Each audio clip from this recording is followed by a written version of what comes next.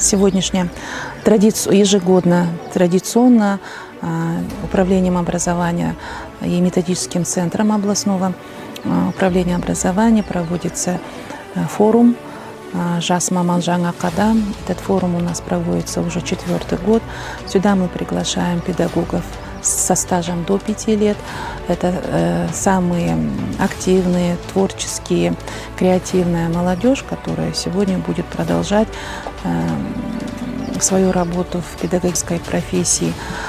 Это не только встреча, это в первую очередь диалоговая площадка, нацеленная на профессиональный рост молодых педагогов. Кәсіби жолын бастаған жас мұғалімдерге қолдау көрсету, білім сапасын арттырудағы маңызды стратегиялық міндеттердің бірі. Іс-шараға облысымыздың 50 белсенді жас ұстаздары қатысуда. Кездесу бағдарламасы әр түрлі форматта өтуде. Бағдарламаға кешкі қонақ бағытында жас педагогтармен кездесу жалғасты. Жас мұғалімдер үшін бұл шараның маңызды ролі, білікті ұстаздардың тәжірибе алу. 3-й год состою в Ассоциации молодых педагогов, 2-й раз принимаю участие в слете молодых педагогов на базе отдыха Greenwood. Отрадно, что проводится этот слет именно летом, когда рабочие будни заканчиваются и можно в себя впитывать все новые идеи от классных спикеров.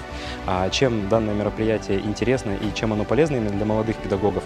Во-первых, это качественный состав спикеров, это лидеры, это профессионалы своего дела, которые мотивируют, которые на своем собственном примере показывают, чего можно добиться и заряжают новыми идеями, что для молодых педагогов очень важно.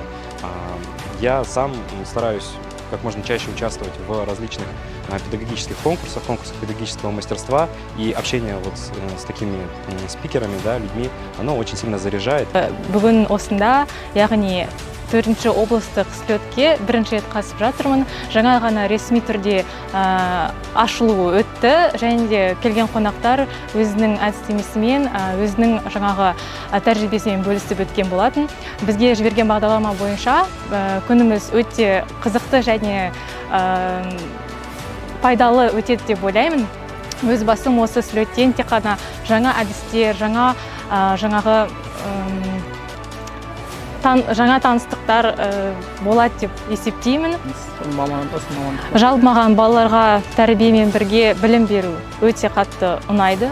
Сол себепті бүгінгі слеттен дәл осы ынтамды әрі қарай шынықтыру керек деп есептеймін.